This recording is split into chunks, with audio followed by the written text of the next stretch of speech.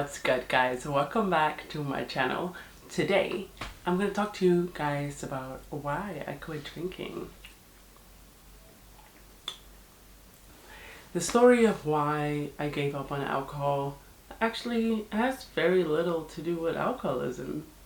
I have had my share of drinking, mainly during freshers, I must say, and maybe a few years after that, but I've never been a big drinker. I don't drink often. I don't drink a lot. So I got diagnosed now 10 years ago with ulcerative colitis, and one of the things that I really found were not helpful, in my journey towards going into remission is alcohol. Whenever I would drink, it would be fun. I would never drink like a lot, but I would drink to the point where I feel tipsy, and then that's fun, that's great. And then the next day my mood would just poof. And most of the time this would either be on a Saturday, and then I would spend the entire Saturday recovering, and Sunday I would feel slightly better, and Saturday, by the way, I would be eating all kinds of nonsense. And with nonsense I mean things that do not make sense when you have a flare-up, and things that have the opposite effect, like it's not healing, it's making you feel worse.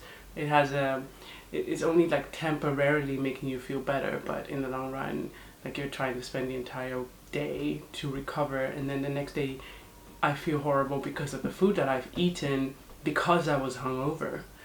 And then Sunday I would finally sort of eat alright, but even by Monday I would still feel the effects of alcohol in my body. And at one point I was just kind of done with it. One of the things that really helped is that one of my friends is already abstaining from alcohol, so I never really felt the pressure in group context to drink alcohol. Not that there ever was any pressure, but it really encouraged me to do the same thing. And so if you're watching, go, thank you. And I decided that it was not doing me any good, and I didn't want to continue ruining myself even more just for a few hours of being tipsy, not even being drunk, because I don't even want to be drunk. Like, tipsy was the goal, but then the ramifications of that, baby, were not worth it. So that is the straightforward reason why I quit. My family, by the way, we've never been big drinkers except for a few of us that like their wine. So I never really grew up that way. And then moving to the UK during freshers, I was shocked by how much people would drink, to the point where they would no longer have any control over themselves. And it scared me as well a little bit, because at the time, this was 2011, there were like taxi rings operating, so like what do you call it? Dodgy taxi drivers operating sex trafficking rings. No, baby, thank you. And I could only imagine when they would strike.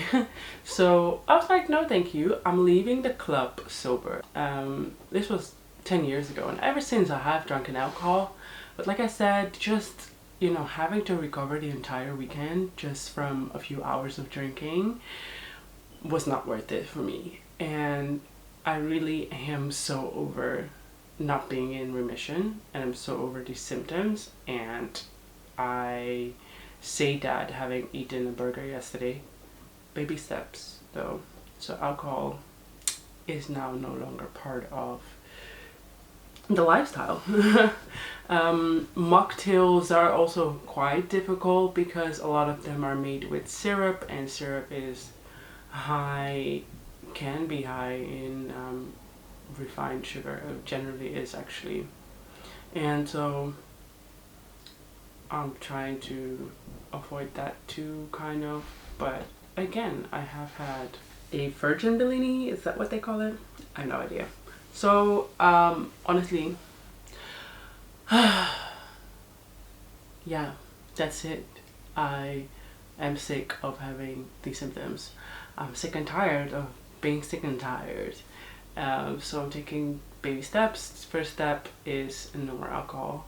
So that's where we're going. As for why you may want to consider, quitting alcohol, there are plenty of reasons. I'm going to be covering them on Instagram and on my TikTok.